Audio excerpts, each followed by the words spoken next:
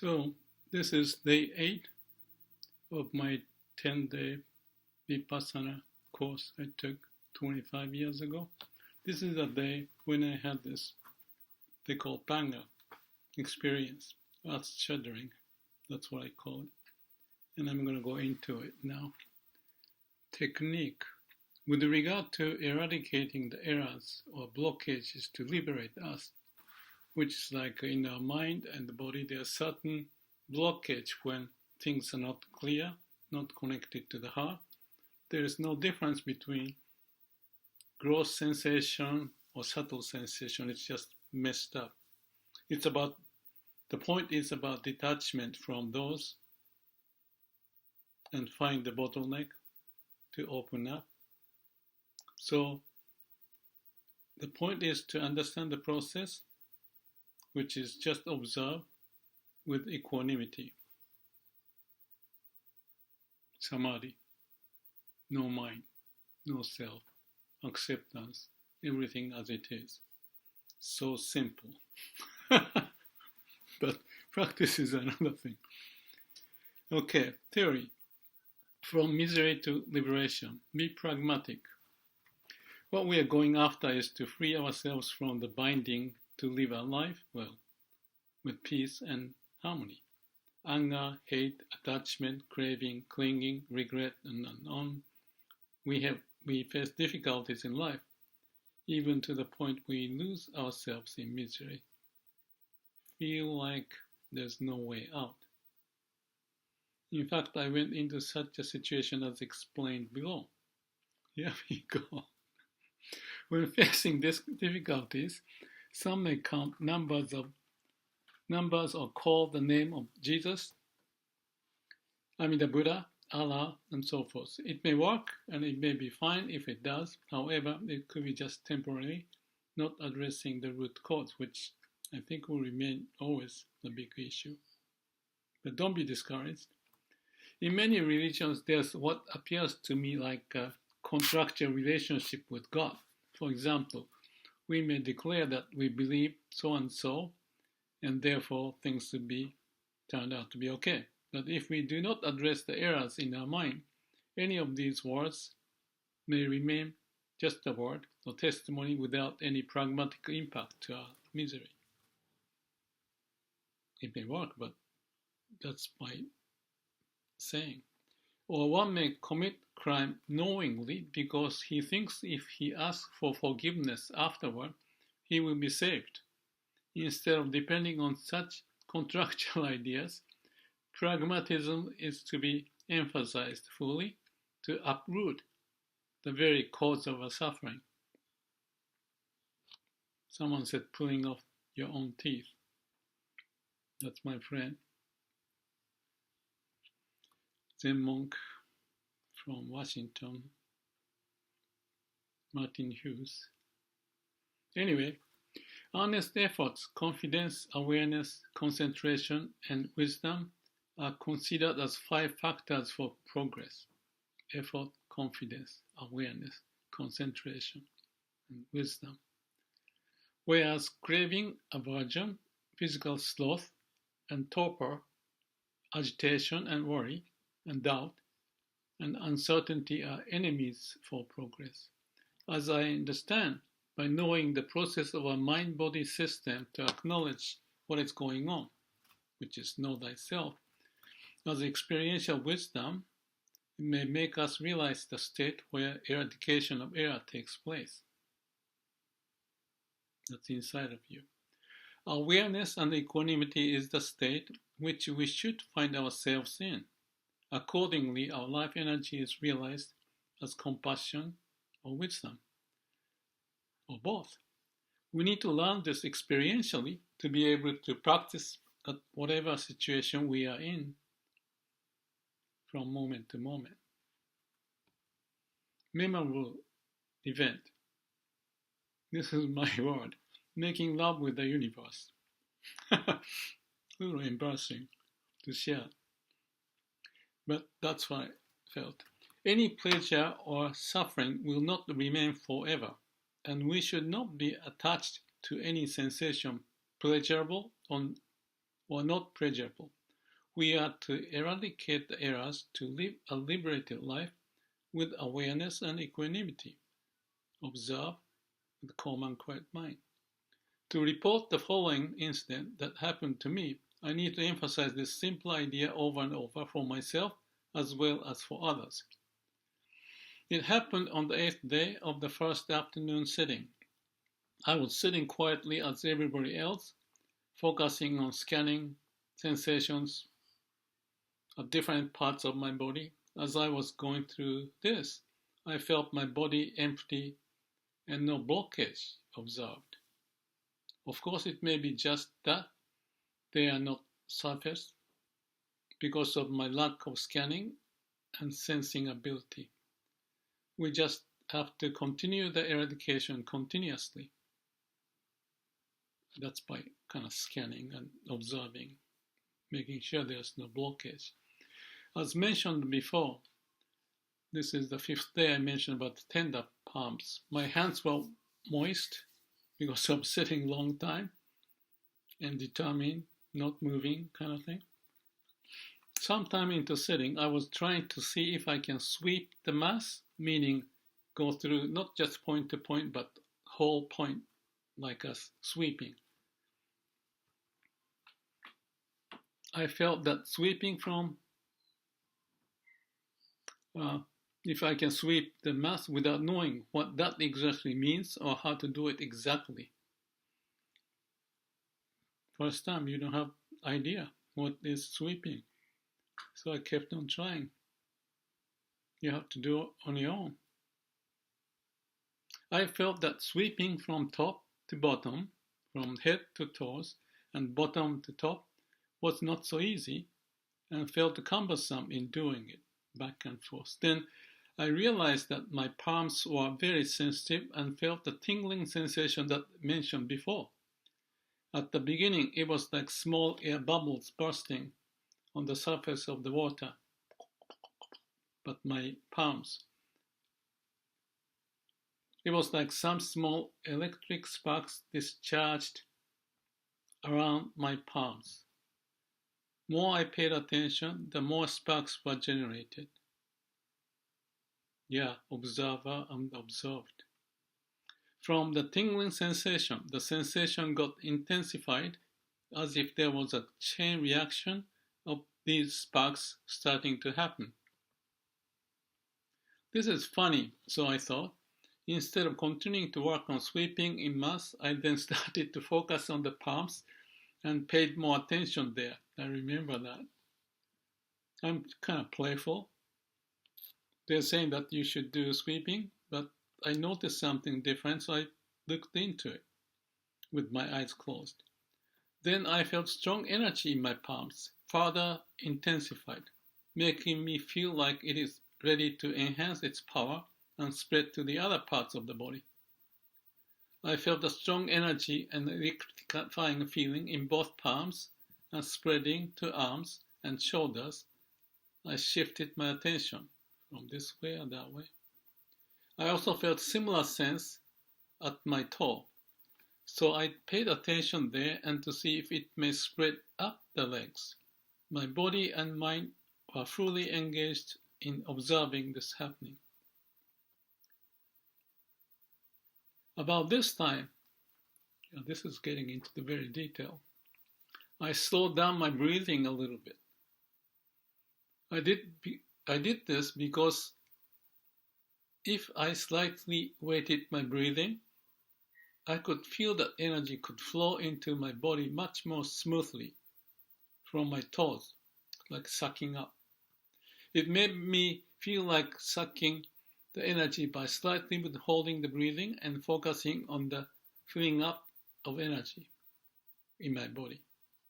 While this is going on, I felt that I could spread the sensation to other areas by shifting attention.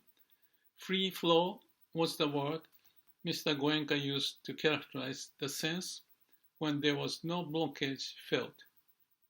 Certainly the areas I paid attention to were like open conduits for the energy or sensation to travel without any resistance.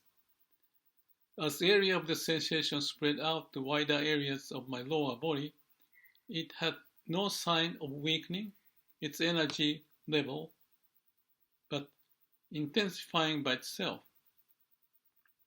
Gradually, I felt more energy welling up from my tip of the toe and sole, thus filling up my lower torso with highly activating the energy, which is accompanied by a mass of tingling or wave-like vibrating sensation.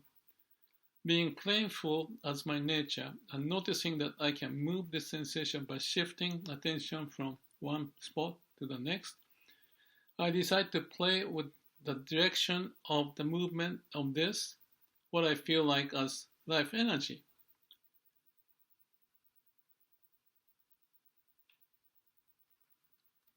I have to charge my battery.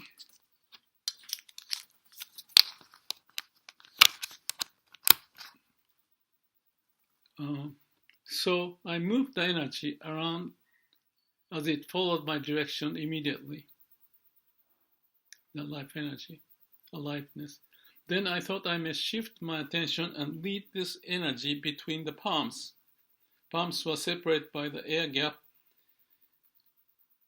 as they are positioned on top of my right and left knees, respectively, but I could feel that there was a strong field being developed between my right and left palms. Then I realized that I could bounce back and forth this sensation between my palms very easily. Surprised but not stopping there, I experiment next to make a loop from right palm to right leg and through my torso to left leg and left palm and jump across the right palm to close the loop. I don't know if this is a good example, but that's what I did. I was just playful and I was just playing with this energy flow. This flow of energy as represented by sensation did exactly follow my direction. Finding this amusing, I next accelerated the flow like a rapid moving it to follow the circular loop as may be done in the accelerator of nuclear particles. That's my nuclear background. Not only it happened as I shifted attention, once gained momentum, I did not have to pay much attention as the flow was gaining power by itself, turning around and around in this loop that was created in my body. The lower part of my torso had a very pleasant sensation, like shivering and trembling, and my penis got erected, as if this magnificent electromagnetic field or tingling sensation had some influence on it. Now the speed started to increase by itself, and its power so strong that I felt my heart started to pound louder and louder. You remember that? This was crazy. I had no way of stopping by that time, I think. Also, my breathing gets faster and faster. To fast panting, perhaps this happened as more of my body got engaged in the sweeping flow of energy or particles, or it was a transmission of vibrations from one cell of the body to the next with more and more cells and particles, vibrations joining together. At this point, I was simply watching this totally unexpected happening. Then perhaps because of the strong circulating motion of this energy, my left foot started to jump up and down. Yeah, I remember making noise, and started to tap the floor, making a small noise. This happened in spite of the fact that downward pressure of the weight of my body was applied on my feet. In the meantime, the circular flow of energy kept on going round and round, and my heartbeat, breathing got harder and harder, faster. I felt like I had nothing I could do and nowhere to go, but let this energy flow and do whatever it might. Funny thing is that my mind was quite clear, just observing what was going on. Even though my eyes remained closed, I could hear very clearly when a person slowly went out of the hall, while another person behind me made a tiny noise as I went through this experience. While my mind remained calm, it was an unexpected event. At this time, my heart was like I have just run a 100-meter dash. Then my breathing got so fast that I thought other people might notice what was happening with me. I felt as my left nostril opened and closed rapidly, as I breathed harder and harder. Funny that I'm writing this at the time, right after the event. I felt I was covered by a strong energy field and even felt like my body was emitting light because of this intensive movement of energy. Eventually, my whole body was covered by this tingling sensation except that my head remained calm. In a way, I thought I wanted my brain to be engaged in this excitement, but it didn't. The brain's in a different dimension. That's my take. Even though I cannot verify, this intensive experience may have lasted 7 or 8 minutes, or even 20 minutes, or possibly more. I remember hoping that the bell would not ring to announce the end of this session, as my sensation was so engaging and I did not want it to be over prematurely. In any case, about 5 minutes or so before the sitting was over, the energy gradually dissipated and I came back to the normal state. Reflecting this, I felt that the sensation I got was out of the world, and the best way I could characterize it is like having my whole body turned into a sensitive vagina with a tingling sensation all over because of this whole movement of the energy. It was as if, I'm a man, by the way. I was as if, but that's just the expression. It was as if I was making love with the universe, bringing me up to an intensive yet blissful state. When I left the meditation hall in the break period, I was smiling totally. I feel that this is why Vipassana meditators are simply happy going through such direct experience.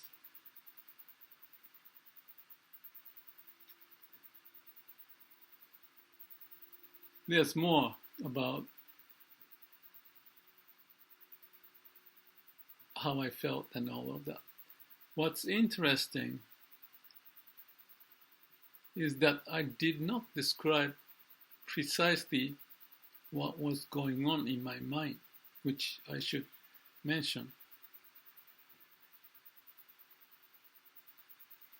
Because, maybe it comes out later, because what happened is that at the beginning of this, when I start to notice the first sign of energy buildup, is when I was going through so much pain in my body because of the, whatever they call it, sitting too long, and I'm trying to escape from the pain.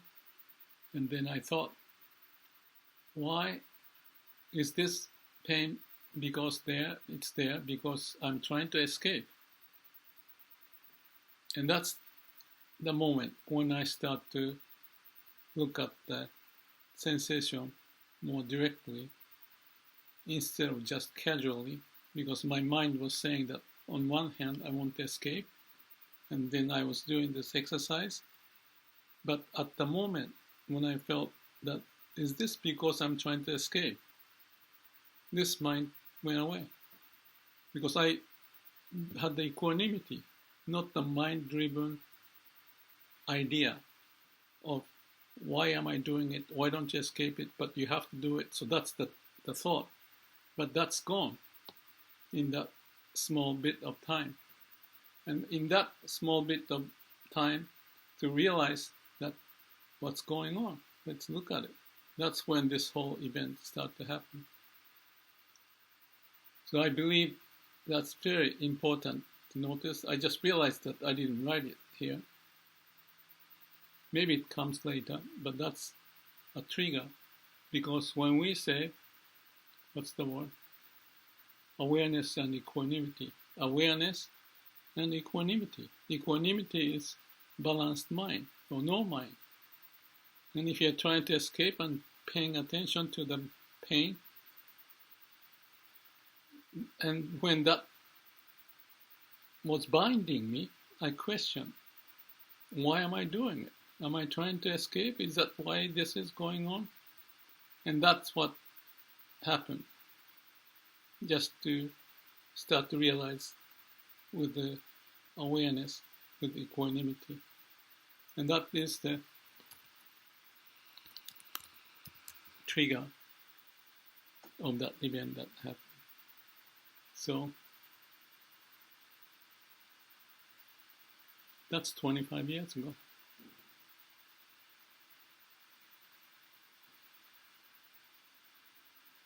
I just wanted to write down, and I haven't read this for years. Anyway, that's the story. This was year 2000 in California Vipassana Center, my first Vipassana meditation on the 8th day. I have a few more days to follow up with this video and then summarize something toward the end. Thank you for listening if you're listening. One thing is that don't believe what I said is going to apply to you because everyone is different. I just feel like it, and it's better not to expect anything. So in that sense, I may not have done the justice because I may have planted some expectation about something to happen. So I didn't share this for a long, long time. But 25 years later, I started to share some of the document, but they were mentioned in the video as vividly as I shared. But I shared some brief way to explain it. But that's the story behind this. Thank you.